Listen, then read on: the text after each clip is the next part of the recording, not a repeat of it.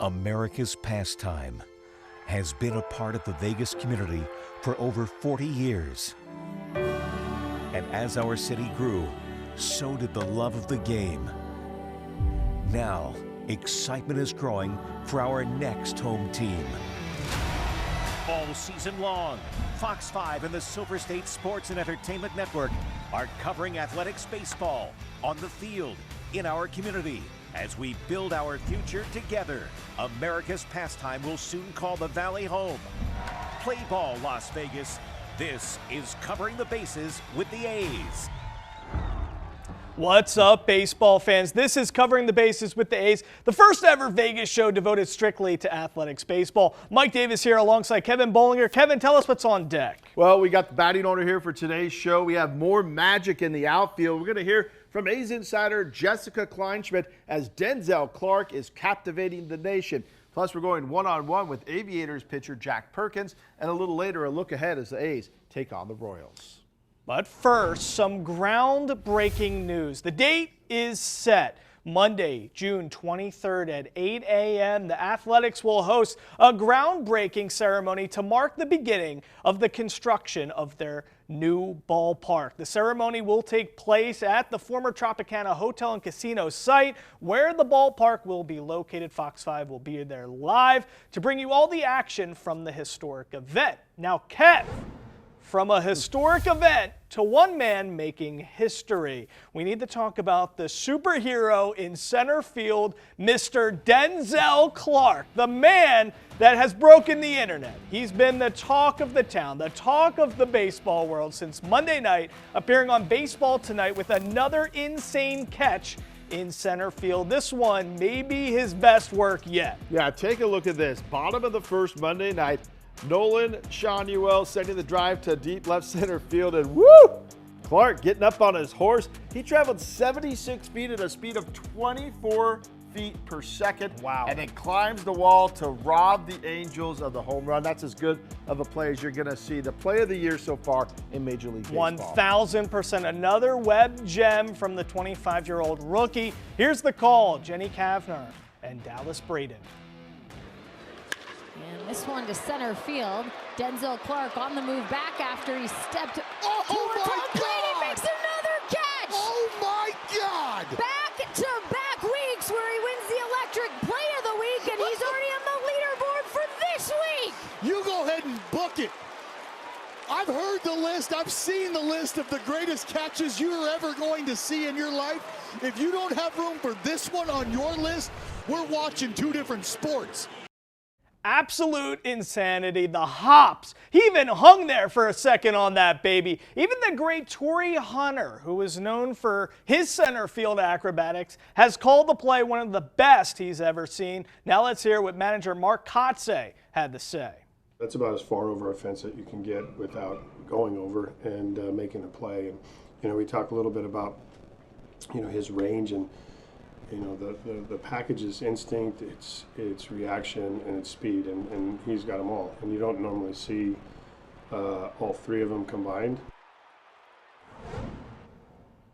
Now get this, Kev. This has kind of become a regular thing for Clarke, because just 3 days before on Friday night, the 25-year-old rookie once again did it again, running full speed into the wall to make this catch. Boom! It earned him Major League Baseball's Electric Play of the Week for the second week in a row. The first player to win the award back-to-back weeks since Riley Green in 2022. Here's what it sounded like on NBC Sports Bay Area. 1-1.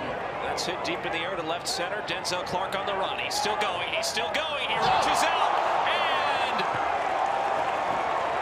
And did he catch that baseball? Oh my God. Oh my goodness, he caught the baseball. Oh my God.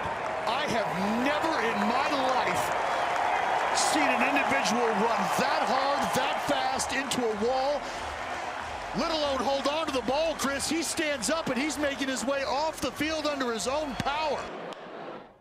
I was in the stadium for that catch on Friday night, and the whole crowd initially kind of went hushed there for a second, but then as it kind of became apparent that he caught the ball the roars started to get louder and louder and louder. And as he walked towards the dugout after that catch, it was, just an enormous standing ovation for Clarke. People respecting that. Total disregard for his own well-being. A play that drew high praise from both the A's and Baltimore Orioles alike. Clarke ended up being replaced by Seth Brown later in the game. He did sit out Saturday's game, but did return to the lineup on Sunday. I mean, I could hear that boom from here. He got up and he was like shaking a little bit, but he got that ball. All right, so the rookie is shining on the biggest stage not long after being called up from the Aviators. So, Kevin, some of these catches, not only the best I've ever seen, but we're starting to talk, does Denzel maybe have a Gold Glove in his future? No question about it. He has a shot because the Gold Glove isn't just about not a lot of errors. It takes into consideration range,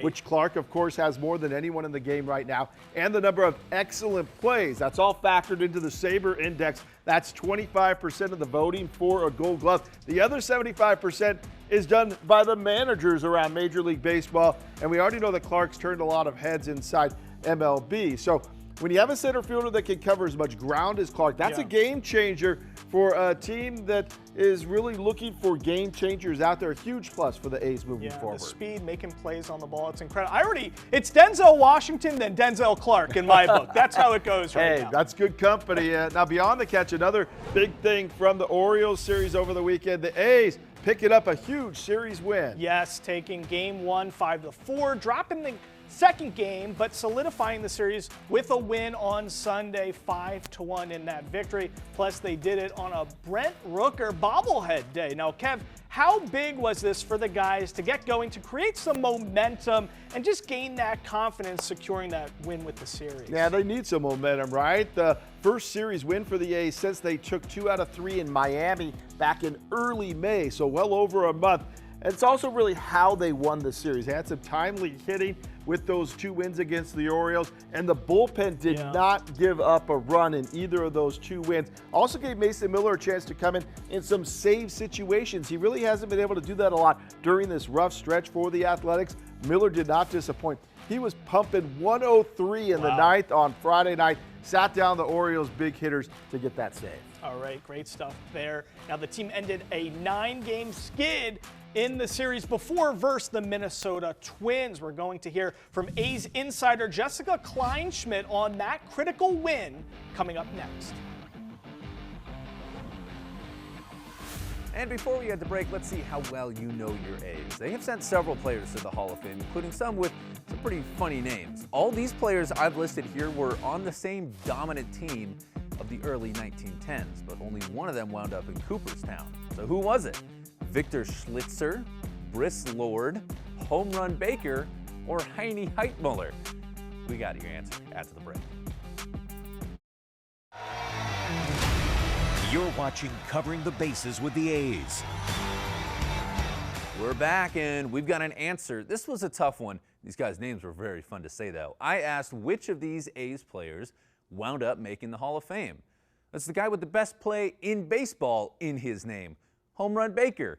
As you probably guessed, his name wasn't really Home Run. It was Frank, but he earned the nickname because he hit lots of very timely home runs, especially for the era when you could lead the league with just 10 per season. He was a cornerstone for some great A's teams, which we're going to hear a lot more about in a few minutes in this week's Green and Gold Throwback. We're joined now by A's insider Jessica Kleinschmidt, and Jess, the buzz is on Denzel Clarke. It's not just the buzz with the A's anymore. I think everybody around baseball in the nation has found out that this guy makes phenomenal catches and covers a lot of ground out there.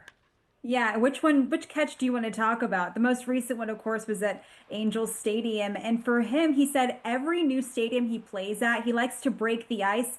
This play broke the internet, Kevin. And here's the thing. I've seen him make some pretty phenomenal plays dating back to spring training. Of course, Grant Holman was on the bump during this most recent play. And while we're never surprised by his athletic capabilities, especially on the defensive side, he keeps setting the bar and going above and beyond that bar. So defensively, I don't think there's a better center fielder right now than Denzel Clarke. Torrey Hunter himself, a legendary outfielder who's robbed his fair share of home runs, said the same thing. Mark Kotsay spent 17 years in the league, roaming center field, called it a phenomenal play. You were there during the JP Sears start. He said there's nobody that made a better catch during one of his starts. And the list goes on and on. He's just phenomenal, and he makes it look so easy. I talked to him a little bit, and he said in Toronto, he used to visualize himself in center field. And so a bit of a manifestation situation. And he watched Jackie Bradley Jr. growing up, but the way he just gets himself there in the range and can get that first step back is just phenomenal. He's impressing everybody.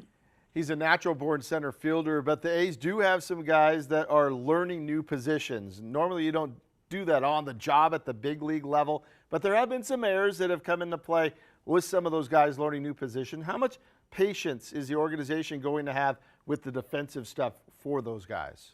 Yeah, it's a great question. And I think even the guy known as Jacob Wilson, who has a phenomenal baseball IQ, I mean, he's still young. They're still learning. We saw Tyler Soderstrom go from first to left field. Let's not forget, he's actually a catcher. And of course, went back to first when Nick Kurtz landed on the IL. JJ Bleday's playing left field. He can play right field a little bit. And he's not quite young, but he wasn't even a true center fielder when he got started in his professional career. So these things are always interchanging. And I think from that perspective, they're very aware of these younger guys. And of course, there's so many different moves being made, and it's about what's available. Third base remains this big question mark, and that has a lot to do with who's going to have the bat, because Miguel Andujar landed on the IL. So there's definitely going to be a lot of patience. If it's one thing that Mark Kotsay knows, it's the growing pains. It's learning from failure, and you're going to fail a lot at this sport. It doesn't matter how good you are. So there's definitely patience there, and they know the player development side is not only important, but it's a really strong farm system as well, and they pride themselves on that. So there's definitely patience there, but they also know there's competition. You have to get better as time goes on, and I think we're seeing glimpses of that. The A's won a series against Baltimore on the back end of their last home stand. First one that they've had in terms of a series win for a while. Is the mojo turning with this club? It really seems like these guys are ready to turn the corner again. Yeah, it felt really good in that clubhouse after the game. And I actually asked Jacob Wilson, why was it important to stick to what you guys knew? It's so easy to get in your head and try to do too much. I know that's a cliche, but if you want to, improve, you want to figure out the little details that can make you better. But Jacob told me, we're very talented, and that's what we know. If we stick to what we're good at, eventually the numbers will follow. Shea Langeliers told me so many times, it doesn't matter how good you are, how many things you do right, you can still lose. But if you stick to what you know, the numbers will eventually show. And I think he showed that too. And the one thing that he did talk to us about was the chemistry. You're either going to be a firm believer in chemistry or not, but that's something they can build off of. They really like each other. They get along really well. And they really have all the talent, not just together, but individually as well. They, of course, are coming off that really tough losing streak off and on. But I think from this point over, it is a little bit of a push forward, because I think even the Denzel Clarke catch added to it. They did lose that first game of the Angels series, but I don't think that they were too concerned, because there is a lot of positive to take away. You mentioned, having some patience with the defense, and the bats are going to come around. And even then, hitting's been really impressive. I think once the bullpen settles down, they're, experimenting with the opener, which has been pretty successful thus far. And I think as time goes on, maybe they're going to find the right ingredients to whip something up, and hopefully that continues. She is A's insider Jessica Kleinschmidt. Jess, thanks for the time. Thank you. Coming up, a look back at the first World Series in A's history. Another edition of Green and Gold Throwback is next. Plus, we're talking aviators. Mariah Janos takes us on the farm to catch up with the Pacific Coast League pitcher of the week. And A's fans, don't miss your chance to send your favorite players to the All-Star Game in Atlanta. The 2025 Pro Spirit MLB All-Star ballot is officially open. Visit athletics.com/all-star to help get the A's to the A. The 2025 MLB All-Star Game is July 15th at Truist Park. When we last checked in with the A's here on Green and Gold Throwback, it was 1909. They had just opened up a brand new ballpark in Philadelphia, and they had a young, exciting team that was ready to take the next step. Let's take a look at how the 1910 Athletics measured up to those high expectations. Coming off a successful first decade of existence, the A's ran away with the 1910 pennant, finishing 14.5 games ahead of second place New York. Leading the charge was their dominant rotation of starters, who posted a combined 179 earned run average, which to this day is still the lowest ERA ever posted by an American League team. They had two Hall of Famers in their prime in that rotation, Eddie Plank, who we met a couple weeks ago in this segment, and Charles Bender, the first great Native American baseball player. But their best pitcher that year was Jack Coombs, who legit had one of the best seasons in Major League history. He set an American League record that still stands, with 13 complete game shutouts that year, while also leading the team with 31 wins and a ridiculous 1.30 ERA. Now, as crazy as that rotation was, the lineup was just as good, with two more future Hall of Famers, Eddie Collins, who set the American League record for stolen bases in a season that year, and Frank Baker, nicknamed Home Run, since he led the league in homers 3 years in a row, and also rocked the healthiest unibrow in the American League. Waiting for the A's in the World Series was one of the most dominant teams of all time. The Chicago Cubs had averaged 106 wins over the last 5 years at that point, had won 2 of the last 3 World Series, and also had the scariest mascot in the league. But the A's proved they were ready for this juggernaut, taking the first 2 games in Philadelphia and then the third in Chicago. The Cubs avoided the sweep, winning in extras in Game 4, and they wouldn't make it easy on the A's in Game 5, sending their future Hall of Famer Mordecai Three-Finger Brown to the mound. That's a real nickname, by the way. This guy actually only had 3 fingers on his pitching hand, which he said helped him get more spin on his curveball. But sometimes great hitting beats great pitching, and the budding superstar Eddie Collins used all 10 of his fingers to notch 3 hits, 2 RBI, and 2 stolen bases against old Three-Finger, helping the A's win the game 7-2 and bring home the first World Series win in franchise history. And here's something that's never happened before or since. The A's only used 2 pitchers that whole series, with Coombs going the distance in all 3 of his starts, including the clincher. Next week on Green and Gold Throwback, we're going to find out how the A's followed up that first ever championship. What kid doesn't dream of being a professional athlete at some point in their life? For most, reality sets in quick and we move on to more attainable goals. But then there are the outliers, the diamonds in the rough that actually have what it takes to make those dreams come true. And that's what we get a front row seat to in minor league baseball. Aviators pitcher Jack Perkins is one of those players who has been grinding it out for the love of the game. And just last week, it earned him Pacific Coast League honors. Aviators pitcher Jack Perkins fell in love with baseball early in life and immediately had his sights on turning his passion into a career. It always seemed like I just had that mindset of like, this is what I was going to do. So I'd say probably 12 or 13 years old. I just knew that this is what I really wanted to do, and I've worked hard every single day to try and get here. Throughout his baseball journey, the Kokomo, Indiana native has used every opportunity to learn and grow, both on the mound and personally. I just love that, it's a humbling game, right? There's a lot of failure involved, and it really tests your perseverance, it tests your mindset, it tests how much you're willing to work to continue to get better and move past. And this is a game, like I said, with the failure, you can't really live in the past. You have to move on and live in the present. And I just think that's so important outside of baseball itself, just in life. In the first month of the season, Perkins was faced with adversity, hit with the injury bug. He was determined to come back and make an impact. He did just that in his most recent outing. Perkins pitched 5 shutout innings, recording a season-high 10 strikeouts to earn Pacific Coast League Pitcher of the Week. My end zone percentage with my fastball and my sweeper, just really getting ahead of guys and really attacking guys and just having a bulldog mentality that my stuff was better than them and I was going to use that to my advantage. What has also aided the Indiana product in his success has been spending the entirety of his minor league career in the Athletics farm system upon being drafted in 2022. I think stability is huge, and last year having Paul Abbott, our pitching coach, in AA and then having him here again in AAA, just having a familiar face that knows me, knows how I work, knows what works for me, and just being able to have conversations and feed off of each other and kind of just take it one day at a time and hopefully get better throughout the process. So it's been huge. The A's are awesome, and it's been a great organization to be a part of. Now, we've seen a lot of transactions between the Aviators and the Athletics involving homegrown players like Jack in recent weeks. And when I asked him how the roster movement has impacted the Aviators in their playoff push, he just said, "We do a great job of next man up mentality. Every guy we run out there, we have confidence he's going to get the job done." Coming up, taking a look at what's next for the A's. Kevin and I have more on the 3-game series with the Royals.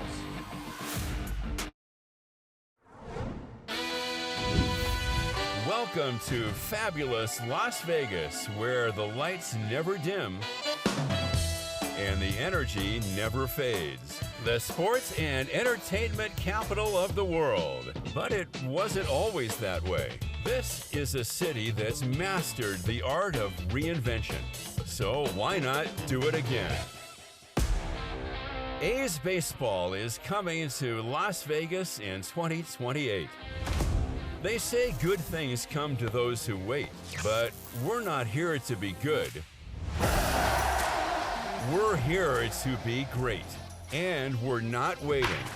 The Neon City is about to shine even brighter and a whole lot greener. Every day, every play, this patch is more than a statement. It's a promise. Las Vegas, we're coming.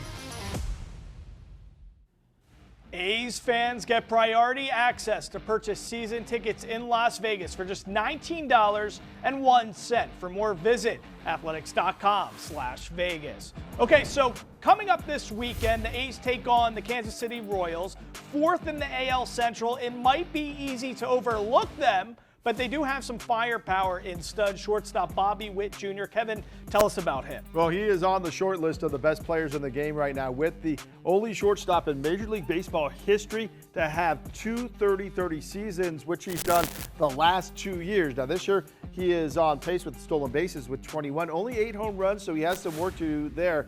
Last year, he did sign that 11-year, $288.7 million deal with the Royals. So he is something that the A's are certainly going to have to contend with. 2 good shortstops, him and Jacob Wilson. Yeah, it's going to be fun to watch. That is a wrap on this edition of Covering the Bases with the A's. For Mike Davis and the rest of our team here, I'm Kevin Bollinger.